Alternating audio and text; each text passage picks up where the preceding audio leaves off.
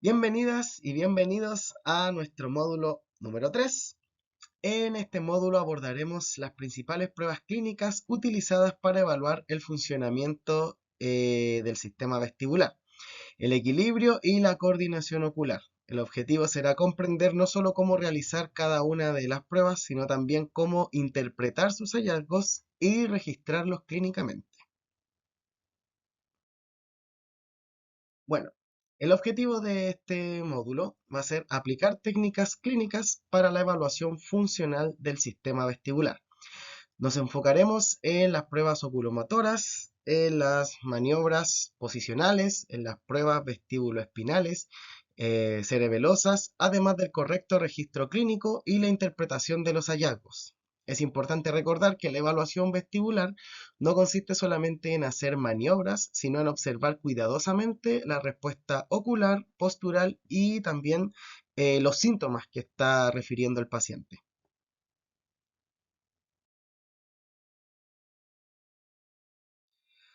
Bueno, vamos a un poco recordar lo que ya se ha visto en módulos anteriores, comenzando con el Head Impulse Test, o más conocido como el HIT. Este evalúa el reflejo vestíbulo ocular, también llamado BOR. Este reflejo permite mantener la mirada fija mientras movemos la cabeza, ¿no es cierto? Em, Se recuerdan que de esta imagen que yo había mostrado de este video, que era de que el paciente debe mirar un punto fijo, generalmente la nariz del examinador, y luego el examinador realiza movimientos rápidos e impredecibles hacia ambos lados. La clave es que estos movimientos sean rápidos, inesperados, porque si el paciente anticipa el movimiento, puede compensar voluntariamente o falsear la prueba. Eso quiere decir como que se anticipa al movimiento, entonces va a mover los ojos antes. En un paciente sano, los ojos van a permanecer fijos, ¿no es cierto?, en el objetivo. Si yo estoy mirando un punto y giro la cabeza, los ojos se van a mantener fijos en lo que estoy mirando.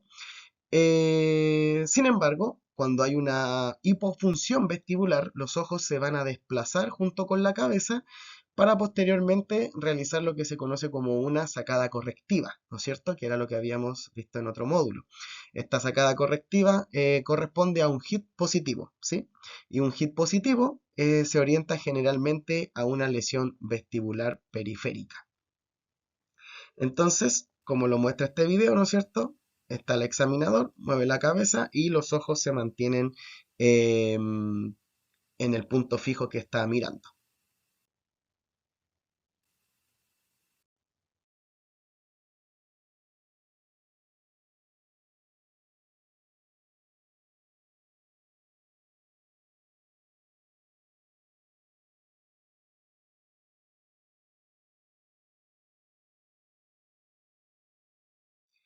El nistagmo.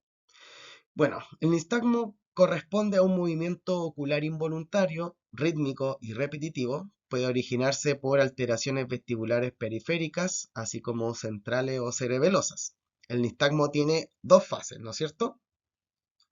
La fase lenta y la fase rápida. La fase lenta corresponde al desplazamiento que hay del ojo generado por una alteración vestibular, ¿no es cierto? Y luego una fase rápida, ¿no es cierto? Que es correctiva, es donde aquí el cerebro entra a corregir, ¿no es cierto? Esta mirada, el ojo se va, ¿no es cierto?, hacia un lugar en la fase lenta, la fase rápida se devuelve hacia un punto central. Algo muy importante, el nistagmo siempre se nombra según la dirección de la fase rápida, ¿ya? Esto es súper importante y lo vuelvo a repetir. El nombre del nistagmo se lo da la dirección de la fase rápida. Por ejemplo, si la fase rápida bate hacia la izquierda, vamos a decir que es un nistagmo izquierdo, ¿sí? El nistagmo puede ser espontáneo, ¿no es cierto? Puede ser evocado por la mirada o posicional, que los vamos a ver más adelante.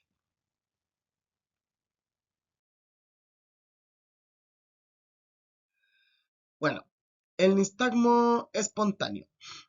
Este es aquel que aparece en reposo, sin necesidad de provocar ningún movimiento o cambios posicionales. Simplemente, como sale acá en la imagen, Sentamos al paciente, ¿no es cierto? Y observamos sus ojos, ¿sí? En una posición primaria. Simplemente le decimos que mire al frente. No mantenemos un punto en algún lugar, sino que mire al frente, ¿sí? Aquí, ¿qué es importante evaluar? Si es que hay nistagmo, obviamente, si es que hay la dirección del nistagmo, la intensidad que éste tiene, y se suprime con la fijación, si se suprime con la fijación ocular o fijación visual, ¿no es cierto? Que es cuando yo pongo ahí sí un objeto delante y le digo que lo mire fijamente, ¿sí? En lesiones vestibulares periféricas, el nistagmo es unidireccional. Y eso, bueno, ¿de qué es importante también ahora abordar? La ley de Alexander, ¿ya? ¿Qué dice la ley de Alexander? Indica que el nistagmo va a aumentar cuando el paciente mira hacia la dirección donde está la lesión, ¿no es cierto? La fase rápida va a aumentar.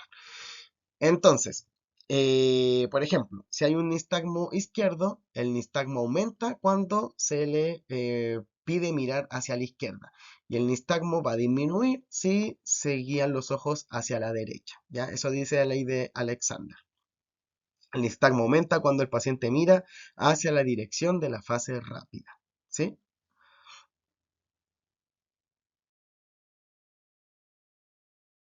Ahora, tenemos el nistagmo evocado por la mirada. Bueno, este va a aparecer cuando el paciente dirige la mirada hacia posiciones determinadas, ¿no es cierto? Entonces, aquí esto también lo habíamos visto en el módulo anterior, se evalúa al paciente pidiendo de que primero mire un objeto, en este caso, como se muestra acá, es un lápiz, ¿sí? Entonces, se le pide que mueva los ojos hacia la derecha, si mueve la cabeza, solamente los ojos hacia la derecha, al centro, hacia la izquierda, al centro, arriba y abajo. Entonces aquí también debemos observar si el nistagmo aparece o aumenta, si cambia de dirección y si es simétrico. Un punto importante es que el nistagmo que cambia de dirección según la mirada va a darnos indicios de un compromiso central, ¿sí? Esto tiene que quedar súper claro. Una lesión periférica va a tener un nistagmo unidireccional, ¿ya? Cuando es una afectación central, el nistagmo puede ser bidireccional.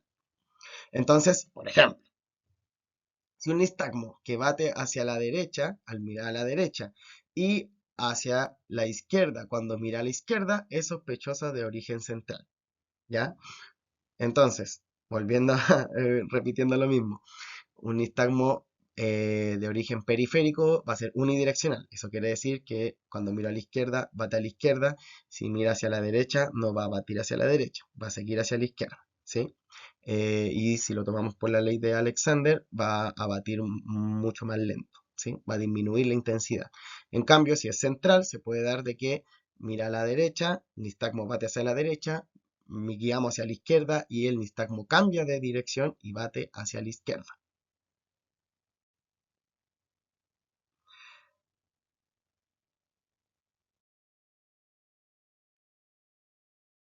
Ya. Bueno, esto es un poquito complicado, así que vamos a tratar de poner harta atención ya, para entenderlo. Aquí tenemos una persona que está mirando al frente. Vamos a suponer de que hay una hipofunción vestibular derecha. Eso quiere decir una lesión derecha. Entonces, el cerebro va a creer, interpretar erróneamente de que la cabeza está girando hacia el lado sano, es decir, hacia la izquierda. Entonces, por efecto del VOR, los ojos se van a mover de manera, como en esta fase lenta, hacia el lado lesionado. Posteriormente va a aparecer la fase rápida, que es esta fase rápida correctiva, y esta va a batir hacia la izquierda, ¿sí? Por eso hablamos de un nistagmo izquierdo. Esto es importante porque el nistagmo periférico siempre bate hacia el lado sano, ¿ya? Entonces, vuelvo a explicarlo. La cabeza piensa que está girando, en este caso del oído derecho, la cabeza piensa que está girando hacia la izquierda porque ahí está recibiendo más estímulo. Entonces, por efecto del VOR, los ojos se van a mover hacia hacia la derecha, ¿no es cierto? Luego se va a dar cuenta de que en realidad no está recibiendo la señal y va a haber esta fase rápida hacia la izquierda.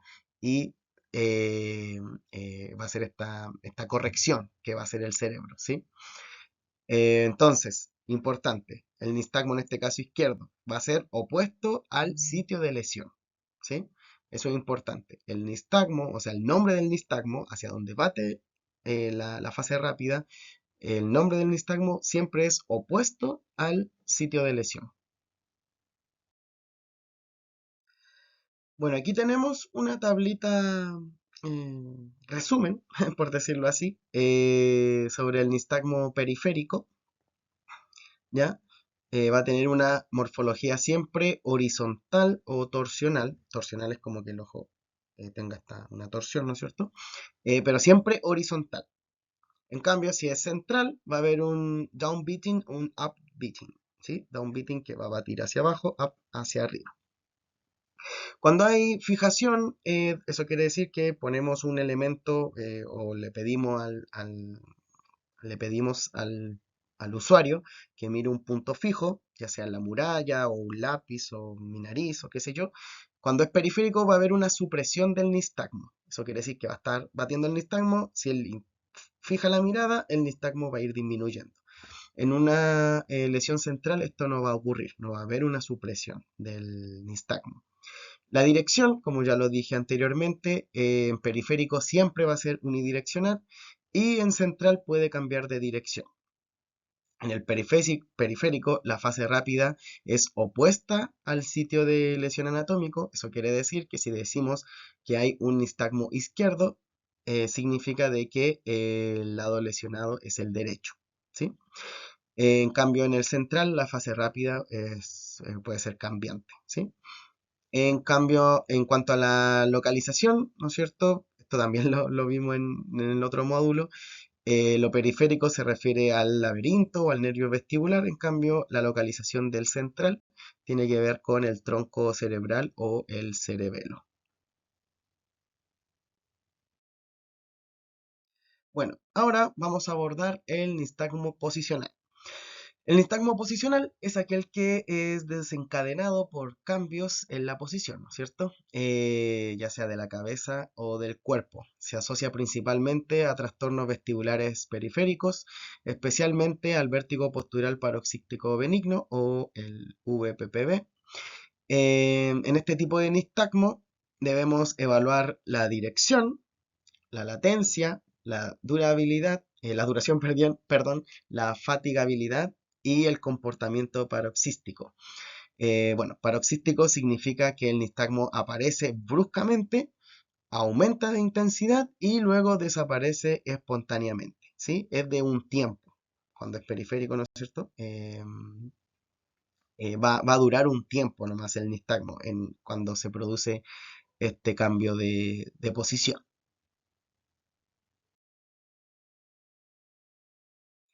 Aquí tenemos una pequeña tablita, pequeña, pequeña tablita de registro, ¿no es cierto? Donde se observa aquí la dirección, latencia, si es paroxístico, fatigabilidad, la duración, el vértigo, que esto acá es subjetivo, le tenemos que preguntar al paciente, por ejemplo, de 1 a 3, qué tan mareado, ¿no es cierto? Qué tanto vértigo sintió, si tuvo náuseas o no, o si vomitó.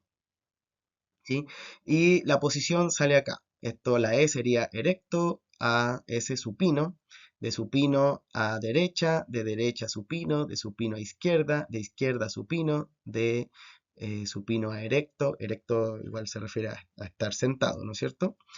Luego acá, esto, la CC sería cabeza colgando, entonces de erecto a cabeza colgando, de cabeza colgando a erecto, de erecto a cabeza colgando derecha y así. Cabeza colgando izquierda a erecto, sería el último. Bueno, ahora vamos a ver las maniobras para evaluar los canales semicirculares horizontales.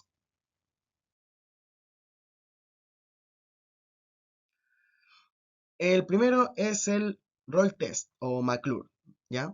Este evalúa principalmente el canal semicircular horizontal. El objetivo es identificar el nistagmo horizontal y horizontal posicional y diferenciar variantes geotrópicas o apogeotrópicas. Recordemos que en el vértigo postural paroxístico benigno horizontal, las otoconias alteran el flujo de la endolinfa del canal horizontal, estimulando o inhibiendo la cúpula y generando vértigo y nistagmo. ¿No es cierto?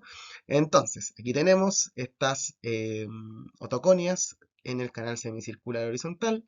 Hay un cambio de posición o de movilidad de la endolinfa. Esto estimula o inhibe la cúpula, lo que genera el vértigo y el nistagmo horizontal. Ok, entonces vamos a ver cómo funciona el roll test o McClure. Bueno, el paciente se posiciona en decúbito supino con flexión cervical de aproximadamente 30 grados. Esta flexión es súper importante porque va a alinear el canal horizontal con el plano de movimiento. Luego se rota rápidamente la cabeza 90 grados hacia un lado y se observan los ojos. Se le preguntan los síntomas del paciente, ¿no es cierto? Si es que está mareado, cuánto vértigo siente, ¿no es cierto? Y luego se vuelve hacia el centro, ¿sí? Aquí la persona lo va a hacer, eso. Y bueno, se observan los ojos. Luego se va a evaluar hacia el lado contrario, lo mismo. Se mueve la cabeza hacia el otro lado de una manera rápida, ¿no es cierto? Y se le pregunta sobre la intensidad que está sintiendo y se observan los ojos y el nistagmo. En- entonces, ¿qué debemos observar en el roll test? Se debe observar la dirección del nistagmo, la latencia, duración, fatigabilidad y el lado más sintomático, ¿no es cierto? Donde está más exacerbado el nistagmo, donde la persona también manifiesta mayor vértigo, ¿no es cierto? El nistagmo horizontal puede ser geotrópico o apogeotrópico. Geotrópico significa que la fase rápida bate hacia el suelo. Eso quiere decir que si una persona se le gira la cabeza hacia el lado izquierdo, el ojo va a batir hacia el lado izquierdo, ¿no es cierto? Hacia el piso, ¿sí? Por eso es geotrópico, bate hacia el suelo. En general se relaciona con canalolitiasis, ¿ya? En la variante geotrópica, el lado más intenso suele ser el afectado, ¿sí? El lado más afectado. En cambio, apogeotrópico significa que la fase rápida bate lejos del suelo, ¿no es cierto? O sea, hacia arriba. Generalmente esto se relaciona con cupulolitiasis. En este caso, el lado menos intenso suele ser el afectado, ¿ya? Eso es diferente al geotrópico. Así que un tip importante para poder recordar esto: geotrópico hacia el suelo, apogeotrópico lejos del suelo. Bueno, en cuanto a las maniobras para los canales semicirculares verticales, estas se evalúan principalmente el canal posterior y anterior. La más utilizada y clínicamente relevante es el Dix-Hall Pike, que lo vamos a ver a continuación. Bueno, en Dix-Hall Pike el paciente comienza sentado, ¿no es cierto? Bueno, primero mencionarles que este evalúa el canal posterior, ¿sí? Y es que es el más usado para evaluar el vértigo postural paroxístico benigno. Entonces, vamos a tener a la persona sentada, rotamos su cabeza 45 grados hacia el lado que queremos evaluar, posteriormente lo descendemos rápidamente a decúbito supino con extensión cervical de aproximadamente 20 a 30 grados. Y aquí debemos observar cuidadosamente los ojos, ¿no es cierto? En el BPPB del canal posterior típico vamos a observar un nistagmo torsional con componente upbeating, ¿sí? Upbeating significa que en la fase rápida bate hacia la frente del paciente, ¿no es cierto? De nuevo, upbeating, ¿sí? Hacia la frente del paciente. Y torsional significa de que el polo superior del ojo rota hacia el lado, ¿sí? Entonces, en este caso, por ejemplo, sería bate hacia el lado derecho, ¿sí? Rota hacia el lado derecho. Bueno, acá en este video, ¿sí? Ahí está upbeating, que tiene este componente de que bate hacia la frente de la persona y que es torsional, ¿no es cierto? Que hay como una pequeña torsión del ojo. Entonces, bueno, ahí están los pasos, qué es lo que se debe evaluar: la latencia, la fatigabilidad, duración y los síntomas asociados. Un patrón típico periférico presenta latencia breve, comportamiento paroxístico y fatigabilidad.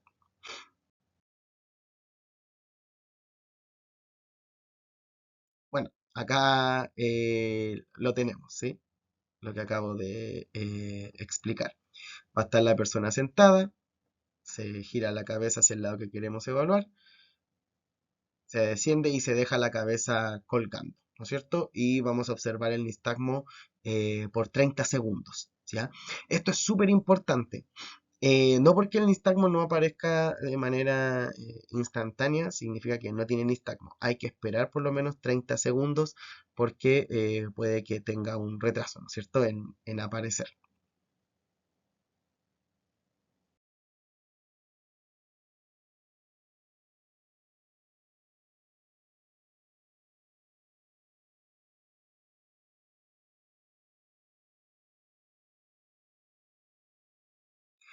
Bueno, vamos a ver ahora las pruebas de equilibrio estático. Las pruebas de equilibrio estático evalúan la capacidad de mantener estabilidad corporal sin desplazamiento. Estas pruebas dependen de la integración entre el sistema vestibular, visual y propioceptivo, como lo vimos también en un módulo anterior. Bueno, aquí, ¿no es cierto? Recordemos acá un poquito estos tres subsistemas: el visual, vestibular y propioceptivo. Vamos a comenzar con el test de Romberg. Este evalúa el equilibrio estático y la integración sensorial, ¿no es cierto? Entonces, el paciente debe estar de pie, eh, con ambos pies juntos, ¿no es cierto? Va a tener los brazos pegados a los lados, ¿sí? Y los ojos cerrados, ¿ya? Entonces, bueno, también hay primero, esto es todo por parte, ¿no es cierto? Pies juntos, brazos a los lados y evaluamos cómo funciona con los ojos abiertos. Luego le pedimos que cierre los ojos, ¿sí? Entonces, entendiendo un poquito acá este gráfico que tenemos acá, ¿no es cierto? Estamos un poco alterando la propiocepción, ¿no es cierto? Al reducir la base de sustentación. Y luego, al cerrar los ojos, eliminamos la compensación visual, ¿sí? Entonces va a depender, va a aumentar la dependencia vestibular y propioceptiva. Entonces, ahí vamos a ver, ¿no es cierto?, de que si hay lateropulsiones, si hay movimientos, ¿no es cierto? Entonces, acá está la interpretación, ¿ya? Un Romberg negativo significa de que el paciente mantiene estabilidad durante aproximadamente 30 segundos, y un Romberg positivo ocurre cuando aparece un aumento significativo de la oscilación o hay una caída, por ejemplo, o si el paciente presenta lateropulsiones, como lo mencioné anteriormente, debemos registrar hacia qué lado ocurre. Es importante que el Romberg no es exclusivamente vestibular porque también evalúa la propiocepción. Entonces, ¿no es cierto? Ahí tenemos a esta persona que está con los ojos cerrados y de pronto un aumento en la base de sustentación. Si hay un aumento, entonces va a ser un Romberg positivo. Bueno, ahora voy a hablar del test de Romberg sensibilizado, ¿ya? Bueno, este va a aumentar la demanda vestibular porque disminuye aún más la base de sustentación. Entonces, el paciente va a adoptar una posición en tándem, eso quiere decir un pie delante del otro. Además, esto, una vez más, va por partes, ¿sí? No le podemos pedir al paciente todo de una. Primero le decimos ponga un pie delante del otro, ¿sí? Bueno, además de eso, el paciente va a cruzar los brazos tocando sus hombros y luego le vamos a pedir que cierre los ojos, ¿ya? Bueno, un resultado positivo ocurre cuando el paciente no logra mantener la estabilidad o aumenta significativamente la base de sustentación, ¿ya? Esto va a ser un test de Romberg positivo, ¿sí?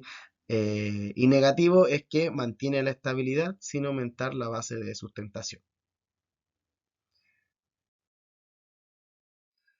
Ahora pasamos a las pruebas de equilibrio dinámico. Bueno, estas evalúan la estabilidad durante el movimiento, ¿no es cierto? Aquí participan, bueno, el sistema vestibular, el cerebeloso y el propioceptivo.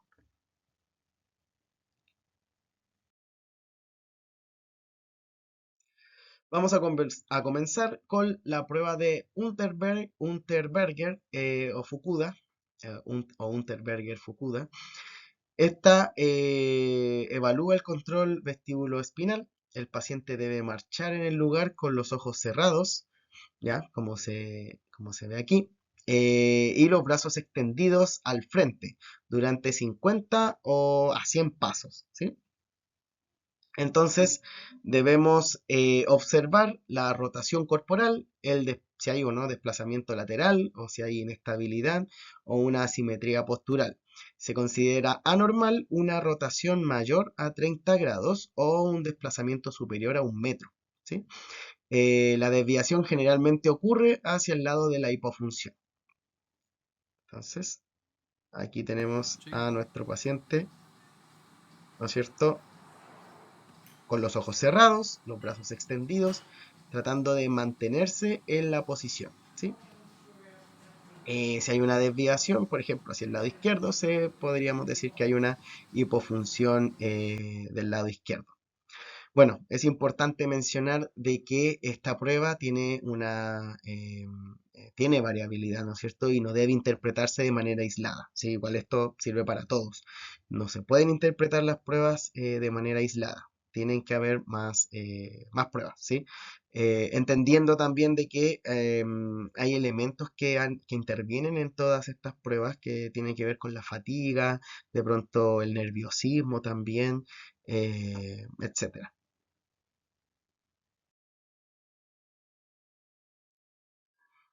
Bueno, tenemos también la marcha en tándem. Esta evalúa el equilibrio dinámico y la coordinación, ¿no es cierto? El paciente debe caminar en línea recta, colocando un pie delante del otro, ¿no es cierto? Eh, o sea, el talón contra la punta del pie. Entonces observamos también desviaciones laterales, aumento en la base de sustentación, oscilaciones corporales o pérdida del equilibrio. Las alteraciones vestibulares suelen producir desviación, ¿no es cierto? En cambio, las alteraciones cerebelosas generan una marcha mucho más desorganizada y atáxica, ¿sí? Eso es súper importante. En periférico, ¿no es cierto? Va a haber una desviación, en cambio, si hay una lesión central, va a haber una marcha muy desorganizada. Entonces acá vamos a ver un poquito de esto. ¿Lo ven? Pone un pie delante del otro mirando hacia el frente. Ya es importante, aquí no se le pide al paciente que tenga los ojos cerrados, esto es con los ojos abiertos, mirando un punto fijo adelante y manteniendo este tipo de marcha en tándem.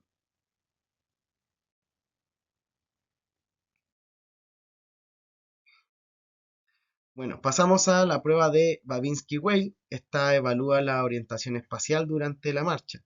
El paciente camina hacia adelante y hacia atrás, esta vez sí con los ojos cerrados, ¿sí? Eh, Cuando existe una alteración vestibular unilateral, el paciente pierde la orientación espacial y genera una trayectoria desviada que puede formar patrones en estrella, ¿sí? O acá, ¿no es cierto? Está en estrella, en ballesta y en abanico. Y una vez más, la desviación suele ocurrir hacia el lado lesionado. Mostrar a un paciente que Entonces acá mantenga los tenemos a ojos esta cerrados persona, se rotando le de pide que 4 a 5 camine pasos hacia adelante y adelante y hacia hacia atrás de atrás. manera normal, tal como Esto ella demuestra que caminaría, una trayectoria pero con corre los una ojos línea cerrados. recta sin Es modificarse importante por también fuera, sin mencionar de que irse en de esta lado prueba y tenemos que tampoco ver el abrir los espacio, ojos para ver ¿cierto? su Que entorno. sea óptimo. eh, y que la persona no vaya a chocar, ¿sí? Entonces le tenemos que dar las indicaciones para que no choque si es que se está acercando a algún lugar donde podría estrellarse. Entonces, algunos errores frecuentes dentro de todas estas pruebas. em, por ejemplo, el paciente abre los ojos en las pruebas que tiene que tenerlos cerrados, entonces hay que fijarse de eso, que el espacio sea insuficiente. Muchas de las pruebas que vimos requieren un cierto espacio, ¿sí? Que no tenga objetos donde el paciente pueda tropezarse o que tenga lo suficiente para poder moverse. Que el paciente realice movimientos demasiado lentos, como por ejemplo en las caminatas o al momento de levantar los pies también, que sea muy lento. Un error frecuente puede ser la falta de supervisión. Eso quiere decir que solamente miramos al paciente, pero sin ver en realidad hacia dónde va o estar pendiente de que no vaya a caerse, ¿sí? O también puede ser interpretar la ansiedad como una alteración vestibular, o interpretar de pronto una afectación motriz. Ya, por ejemplo, cuando estamos realizando el romper sensibilizado, si ustedes lo intentan, es una prueba compleja, ¿sí? Para personas sanas, es complejo hacerlo. Entonces, si la persona está fatigada o si de pronto tiene alguna, no sé, una lesión en el tobillo, obviamente le va a costar esta prueba, por eso es importante la anamnesis y recopilar toda esa información. Entonces, siempre, siempre, siempre debemos correlacionar los hallazgos clínicos con síntomas y el contexto del paciente. Ahora, otro error frecuente es interpretar solo una prueba de manera aislada, ¿sí? En toda la evaluación vestibular, el diagnóstico siempre debe integrar la anamnesis, el examen ocular, las pruebas posturales, ¿no es cierto? Además de las pruebas posicionales, ¿sí? Insisto, recordar el cansancio, la ansiedad también, o falta de cooperación, ¿sí? Puede alterar o modificar el rendimiento del paciente durante las pruebas. Hasta el calzado que pueden usar, ¿no es cierto?, en ciertas pruebas de marcha. Entonces ahí hay que hacer adaptaciones, pedirle que se saque los zapatos, ¿no es cierto?, o las zapatillas, etcétera. Bueno, las pruebas cerebelosas. Estas permiten identificar el compromiso central y diferenciarlo de cuadros vestibulares periféricos. ¿No es cierto? Recordamos que el cerebelo es el que participa principalmente en la coordinación y precisión y regulación de los movimientos, ¿sí? En otoneurología esto es muy importante porque muchas lesiones centrales pueden simular un vértigo periférico, ¿no es cierto? Pero la presencia de signos cerebelosos asociados debe aumentar nuestra sospecha de un compromiso neurológico central, ¿sí? Y bueno, ya también lo hablamos en módulos anteriores sobre la importancia de poder diferenciar si algo es periférico o central. Entonces, una de las pruebas que tenemos es la prueba índice nariz, ¿no es cierto? Entonces, este va a evaluar la coordinación de los miembros superiores. El paciente debe tocar su nariz y luego el dedo del examinador, ¿sí? Como se ve acá. Toca su nariz. Bueno, en esta no, es diferente. En esta va a tocar su nariz y luego realizar un movimiento hacia los lados. para que pueda Ya, extender en esta completamente el el brazo durante paciente la toca prueba y el le índice pedimos del al paciente que examinador toque su y nariz también y su que luego nariz. toque nuestro dedo índice. Ahora, es Se comienza importante haciéndolo pedir movimientos lentamente y rápidos luego se y le pide que comparar repita ambos con lados, mayor ¿sí? Debemos rapidez, observar la primero con presencia una de mano y luego dismetría, con la otra. hipermetría o Durante la hipometría, prueba podemos mover temblor nuestro dedo también varias veces para valorar de la precisión del intención al movimiento. momento de realizar la prueba. Entonces, la dismetría corresponde a errores en la amplitud del movimiento. El temblor de intención va a aumentar progresivamente cuando el paciente se acerca al objetivo, ¿no es cierto? Entonces va a dirigirse hacia un lugar y a medida que va llegando va a aumentar este movimiento. Y en alteraciones cerebelosas el movimiento suele ser irregular y poco preciso, entendiendo de que el cerebelo es el que nos ayuda en la precisión, ¿no es cierto? Y la regulación de los movimientos.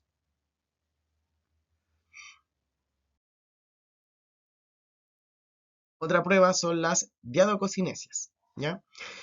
Esto corresponde a la capacidad de realizar movimientos rápidos y alternantes, ¿sí? Este es un ejemplo. Hay muchos ejercicios y si ustedes se ponen a buscar en internet, en YouTube, ejercicios de diadococinesia, van a salir muchos, pero responden a este patrón, ¿no es cierto? Que el que tenemos acá. Por ejemplo, de pronación y supinación de las manos, de una forma rápida y alternante. Cuando existe una alteración cerebelosa, aparece lo que se llama como la disdiadococinesia, ¿ya? Esta está caracterizada por lentitud, irregularidad o incapacidad para alternar los movimientos, ¿sí? Entonces la persona va a poner la mano, pero al momento de darle la vuelta van a haber ciertos tanteos o lo va a hacer de manera lenta. Lo mismo si son en las dos manos que los ponemos, por ejemplo, pegamos en las rodillas, luego las ponemos de manera supina y así, va a haber una lentitud o una irregularidad, ¿no es cierto? Es importante comparar ambos lados, ¿sí? Y evaluar el ritmo y la fluidez de los movimientos que se están realizando.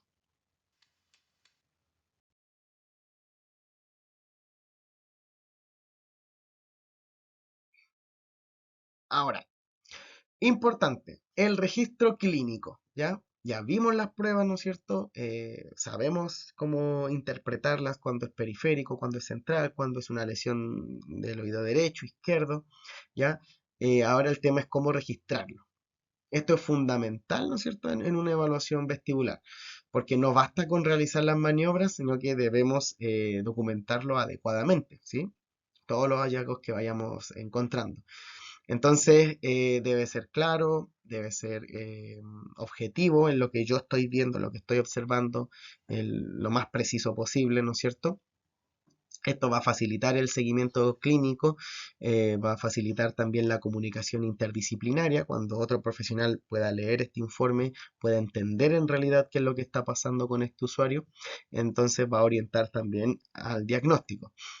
Eh, Además, un registro bien realizado también va a permitir comparar una evolución clínica y la respuesta terapéutica, ¿sí? O sea, recibimos un paciente con ciertas características, luego de la intervención, vemos ahí y lo comparamos con esta primera evaluación que realizamos. Entonces, también sirve para eso.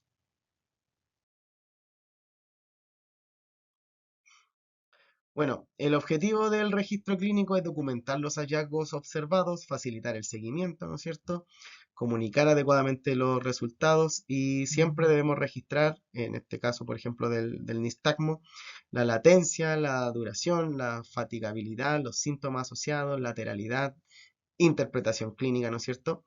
Mientras más específico sea el registro, más útil va a ser clínicamente. Entonces, comenzamos con el HIT, el Head Impulse Test. En él vamos a registrar si existe o no una sacada correctiva. Entonces, por ejemplo, si hay un HIT positivo derecho, esto va a ser compatible con una hipofunción vestibular derecho, ¿sí? Negativo, sin sacada correctiva; positivo, presencia de sacada correctiva. En cuanto al nistagmo, debemos describir la dirección, ¿no es cierto? El componente torsional, si hay fatigabilidad, los cambios con la mirada, ¿no es cierto? Nunca debemos describir solamente nistagmo positivo, siempre debemos describirlo clínicamente, ¿no es cierto? Eh, bueno, y también recordando acá si esto que es periférico o central.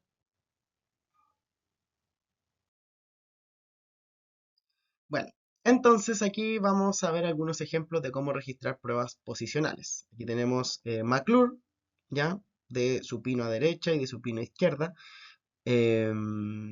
entendiendo que esta es la prueba recordando, perdón, que esta es la prueba donde está esta elevación, ¿no es cierto?, de la cabeza y están estos giros, ¿sí?, hacia derecha o hacia izquierda. Entonces vamos a registrar la dirección horizontal, ¿ya? Si bate hacia la izquierda, hacia la derecha, la latencia, si hay latencia o no, si es paroxístico, si tiene fatigabilidad, la duración, ¿no es cierto? El vértigo, cómo lo sintió el usuario, si hay náuseas, vómitos, ¿no es cierto? Esta sería como la intensidad sintomática. Y si hay un componente geotrópico o apogeotrópico. En Dix-Hallpike, que sería esto de erecto a cabeza colgando derecho, ¿no es cierto? Derecha, o erecto a cabeza colgando izquierda. Debemos describir este componente torsional, ¿no es cierto? Aquí se muestra este componente torsional y vertical. Por ejemplo, torsional derecho con un componente upbeating, ¿sí? Recordar que el nistagmo siempre se describe según la fase rápida y además debemos consignar si existe vértigo asociado, náuseas o fatigabilidad del nistagmo. Seguimos con el Romberg, ¿no es cierto? Romberg y Romberg sensibilizado. Entonces, debemos registrar la estabilidad, ¿no es cierto? Las oscilaciones y la dirección de las lateropulsiones. Entonces, recordando un poquito, vamos a poner Romberg positivo si el paciente se cae o hay un incremento en la inestabilidad o una oscilación durante 30 segundos o si hay aumento en la base de sustentación, ¿sí? Tanto en el Romberg normal como en el Romberg sensibilizado. En la prueba de Unterberger o Fukuda debemos registrar el ángulo de rotación, el desplazamiento y dirección de la desviación, ¿sí? Por ejemplo, una rotación corporal de 45 grados hacia la derecha. Evitar registros ambiguos, así como sale alterado o malo, ¿sí? Porque es importante. La rotación corporal, cuántos grados aproximados, obviamente, y hacia qué dirección, si es derecha o izquierda. Entonces acá se describe la normalidad, una rotación mayor a 30 grados ya sería anormal o un desplazamiento de más de 1 metro. También sería considerado como anormal. En cuanto a la marcha en tándem, observamos si hay desviaciones, oscilaciones y pérdida de equilibrio, ¿sí? Eso todo se clasifica, ¿no es cierto? Lo ponemos como aumento en la base de sustentación, desviaciones hacia qué lado, ¿no es cierto? Y la prueba de Babinski-Weil también vamos a describir el patrón de desplazamiento, eh, como la trayectoria, ya sea en abanico, en estrella o en ballesta, y también debemos registrar si la desviación es consistente hacia un mismo lado, ¿sí? Hay ocasiones que si tenemos dudas con respecto a la prueba, la podemos repetir y si la persona de nuevo se desvía hacia el mismo lugar, ¿no es cierto? Eso nos va a dejar mucho más claros sobre la hipofunción y hacia qué lado está. ¿Sí? Entonces, ¿qué es lo que es importante de estas pruebas? No es solamente alterada o normal, ¿sí? Hay que describir si está alterada, bueno, hubo aumento en la base de sustentación, las desviaciones fueron hacia derecha o fueron tantos grados como lo mencionábamos en las pruebas anteriores. En las pruebas cerebelosas que se va a registrar si hay dismetría, si hay temblor, si hay lentitud, irregularidad o si hay disdiadococinesia, ¿sí?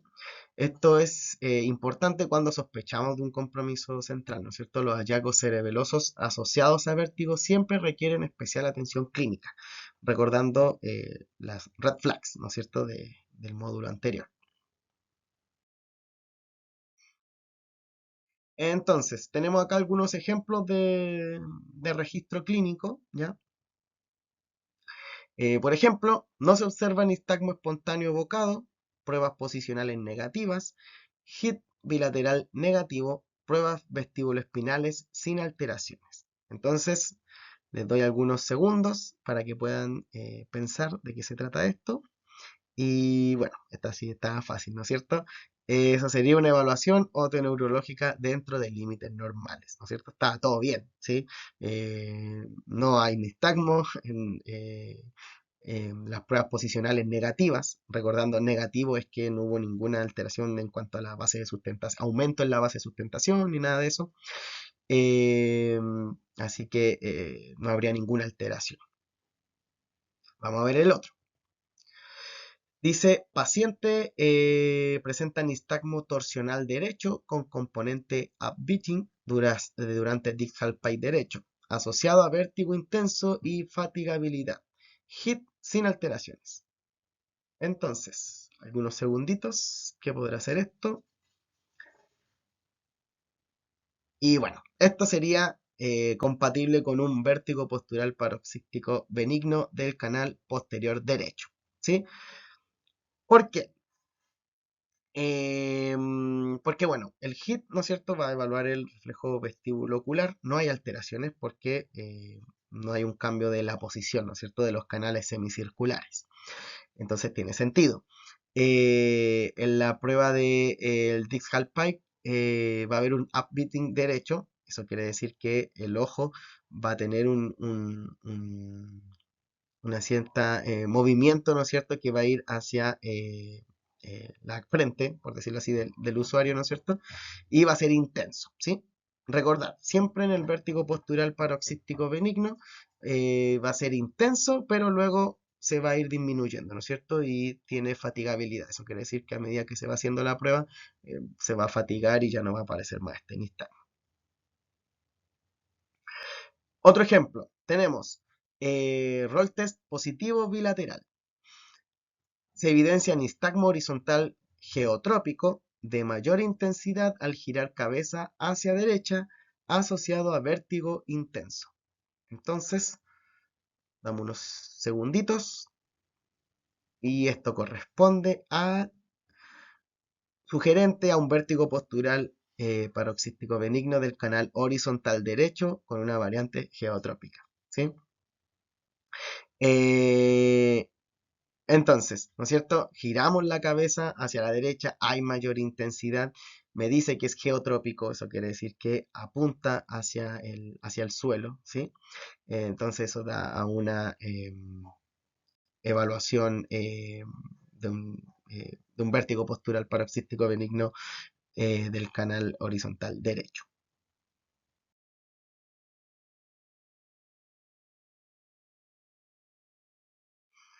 Aquí tenemos otro ejemplo. Se observa nistagmo espontáneo horizontal rotatorio izquierdo que aumenta con mirada hacia izquierda. Hit positivo derecho con presencia de sacadas correctivas. Prueba de Fukuda Unterberger o Unterberger Fukuda con desviación hacia derecha. Esto se correlaciona con hipofunción vestibular periférica derecha. ¿Sí? Esto es como a grandes rasgos. ¿Sí? Se evidencia nistagmo vertical downbeating persistente, no fatigable y sin latencia, hit bilateral negativo, marcha en tándem severamente alterada y dismetría en pruebas cerebelosas, sugerente a compromiso vestibular central. ¿Sí? Esto de marcha en tándem severamente alterada quiere hablar sobre esta ataxia, ¿no es cierto? Y también la dismetría en las pruebas cerebelosas. Ya estos componentes específicos, ¿no es cierto?, tienen que al tiro hacernos entender de que hay un compromiso central. Bueno, entonces, para finalizar, la evaluación clínica otoneurológica va a permitir valorar la función vestibular, el control postural y la coordinación ocular. La correcta aplicación e interpretación de las pruebas clínicas va a orientar el diagnóstico diferencial entre las alteraciones periféricas y centrales, que ya lo hemos hablado harto.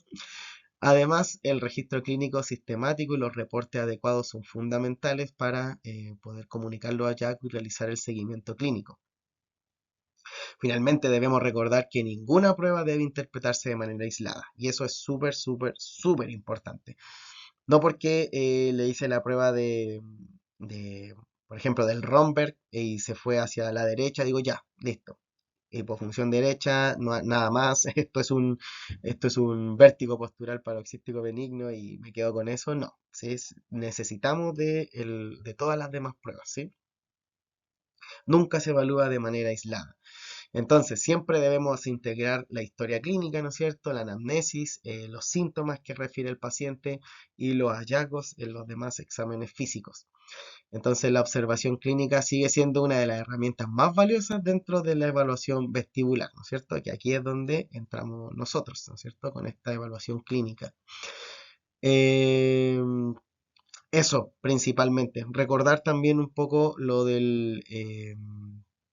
los errores, tener harto cuidado con respecto a que si el paciente abre los ojos, si es que hay poco espacio en las pruebas que vamos a realizar o que el paciente no se vaya a golpear y todas esas cosas, ¿sí?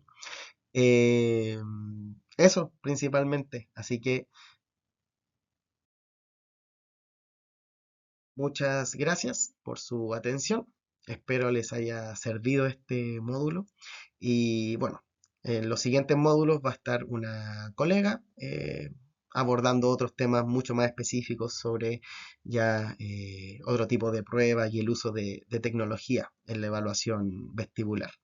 Así que eso sería por mi parte. Chau, chau.